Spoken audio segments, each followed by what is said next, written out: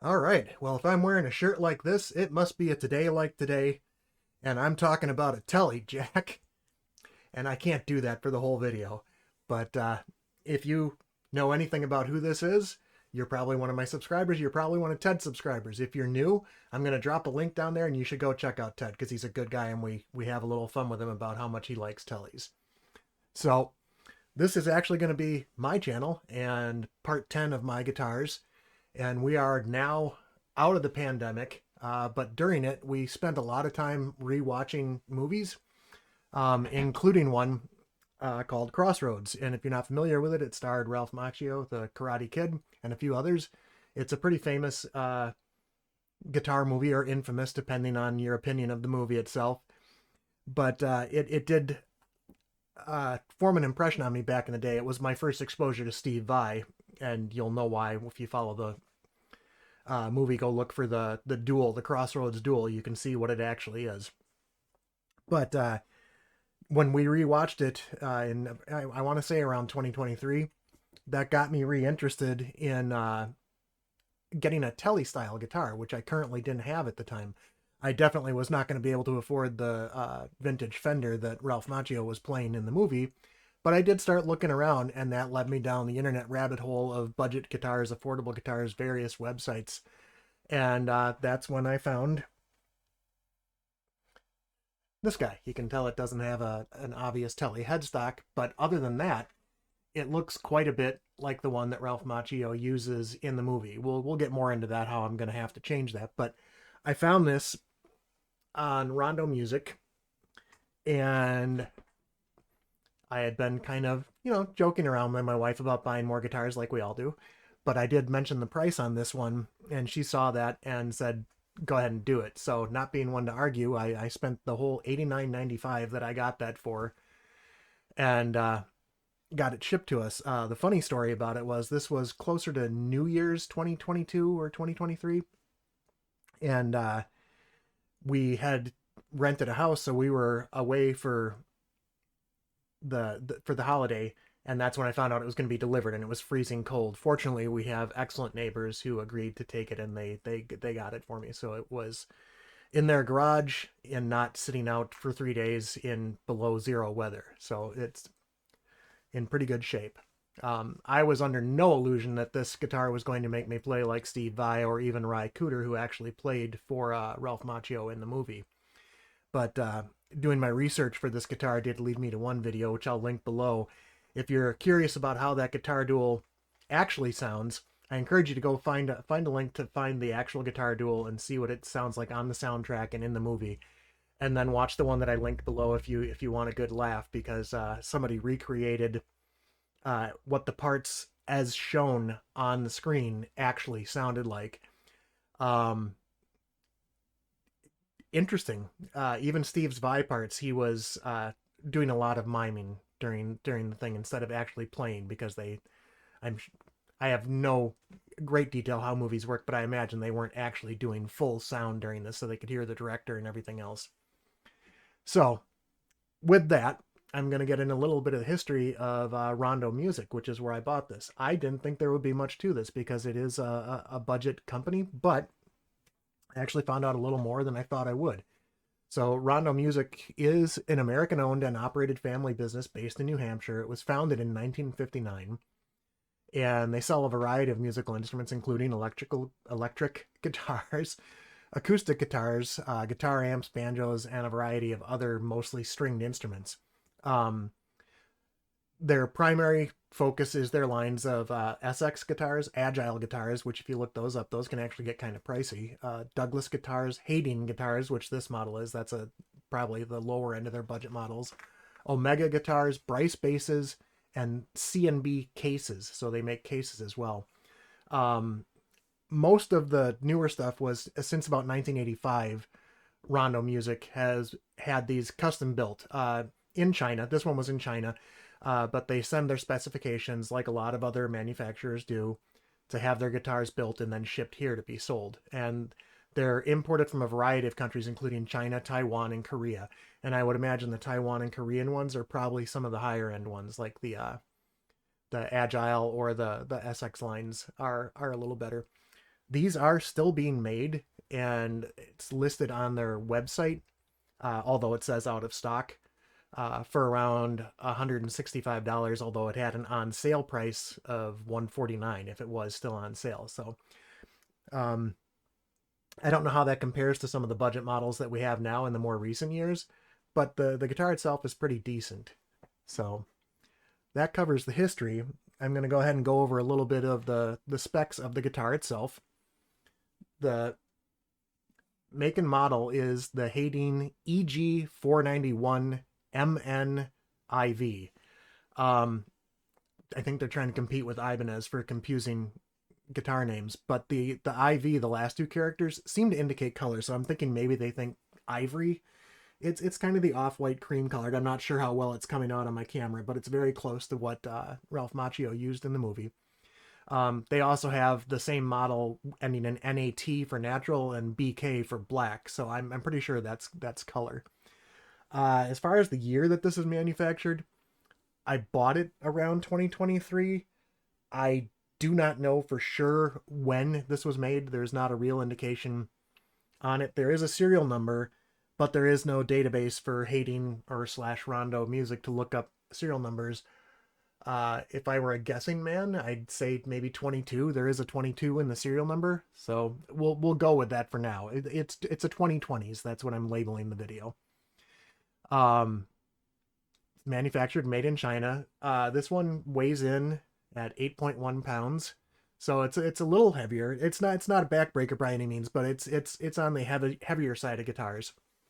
The scale length is 25.5 inches, and the neck has a 13.7 inch radius on the website. I don't have the tools to accurately measure this, but I'm sure it's at least a 12. 13.7 seems a little oddly specific. And then as far as the construction, the body, not that you can tell by looking at the paint because it covers up it on the website, it says it's a 3-piece basswood body. It's a standard flat body, no comfort curves at all, so it's just the slab like all the original Teles.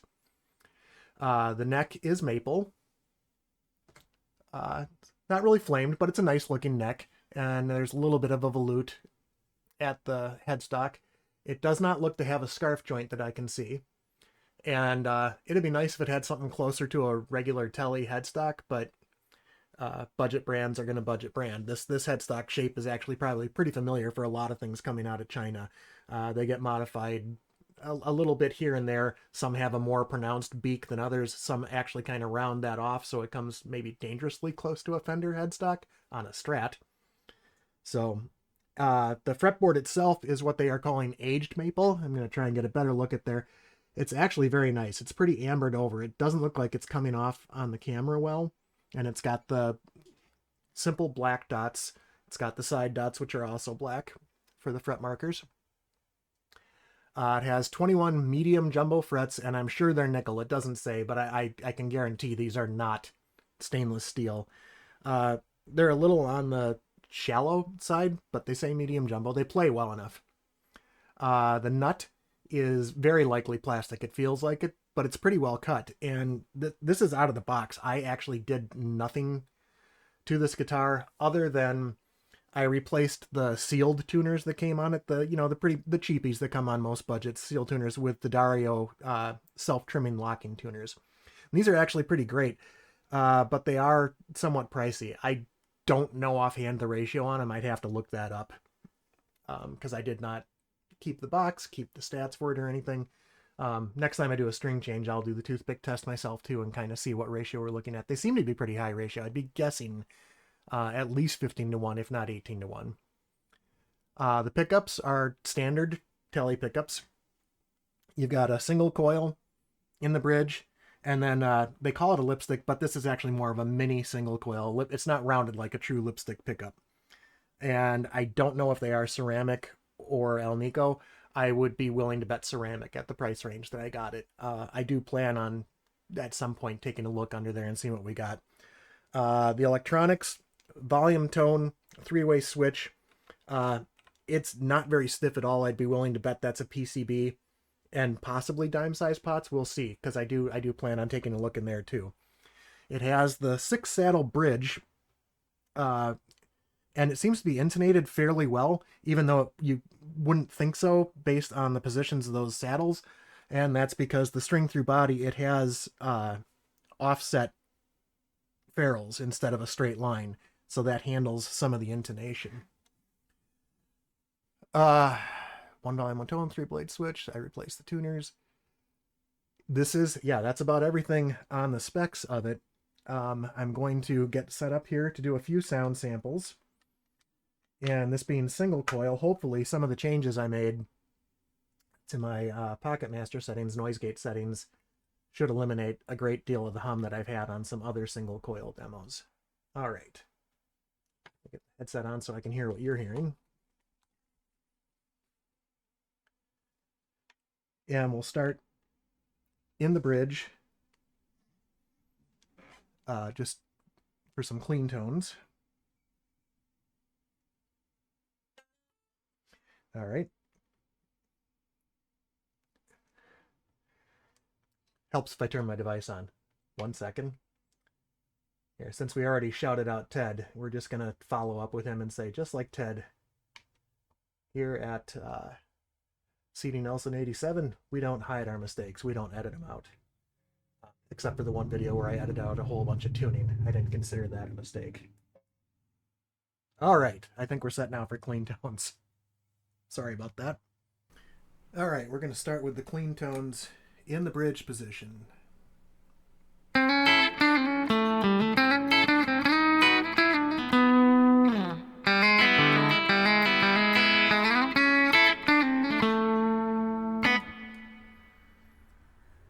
Bridge and neck, middle position.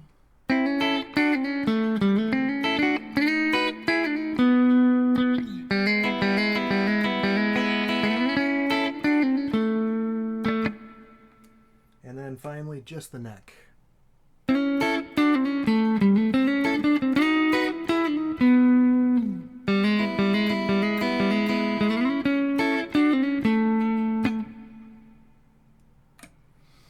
And hopefully we're not going to have as much buzz because I did make some changes to some of my settings. We're going to throw a little bit of distortion on and start in the bridge with that.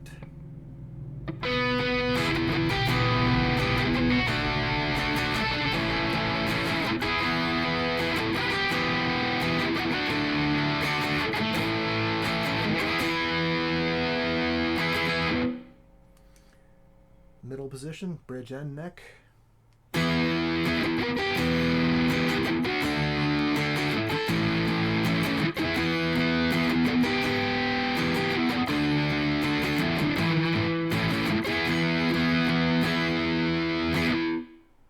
And then finally just the neck.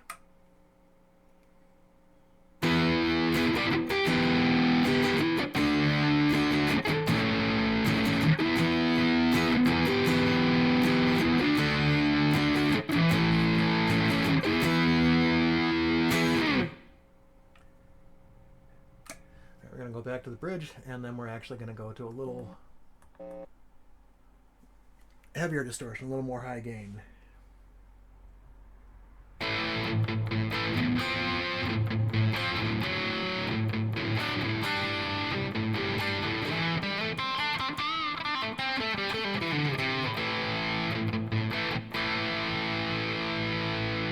Middle position, bridge and neck.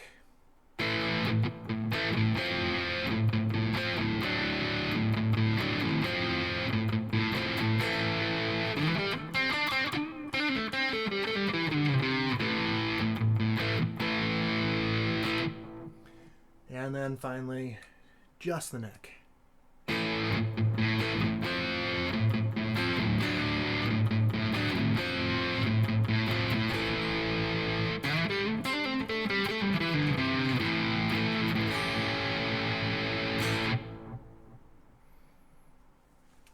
All right. We're just going to shut this off then a little bit and get to our final thoughts.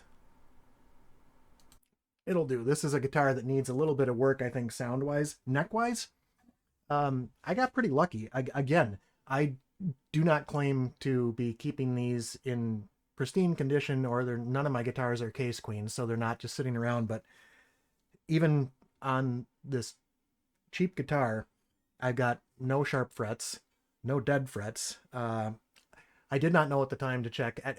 When it comes to the point that I'm going to do some work on this, I'll probably get the fret rocker out, check everything, and see if there's anything that needs to be leveled.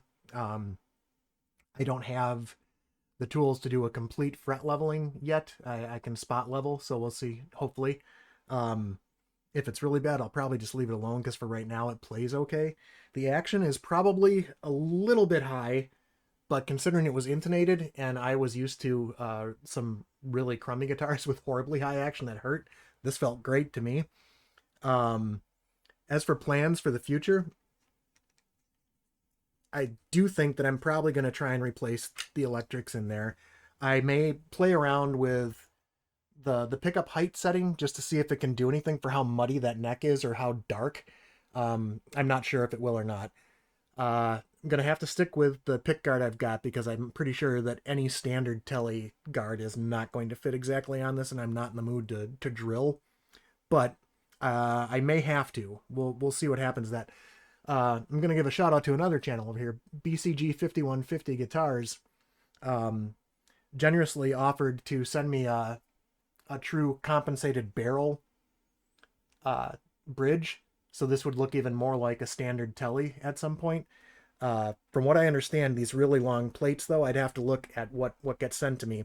It'll probably sit right, but I may have some holes at the back sitting a little differently. We'll have to see how it would fit in if it does. If it doesn't, well, then I'm going to have something for a build your Tele kind of kit. But if it'll fit on this, that'd be great because I could make it look like the one that I wanted to get from the movie anyways. The only other option at that point would then be maybe looking up to see if I can get a budget Tele neck that would be in good shape and actually fit on here to make it look more the part, aside from the locking tuners that I'm sure Ralph Macchio didn't have. So this, when I did see Crossroads when I was younger, be my first introduction to Steve Vai, I just talked about the upgrades. I may upgrade the nut on that as well. And we'll have to see. If I can't do anything good with the pickups, then I probably will hit up Guitar Fetish or someplace to get a decent set of Tele pickups to throw in there to make it sound good. And as I said at the beginning, we always kind of have a little fun with Ted about how much he likes Teles, and here I am finding myself with 3 of them. You can see behind me over here now. But they're all different, and that's something I plan on doing too. I plan on comparing the 3 different models that I've got with slightly different voicings and what they bring to the table.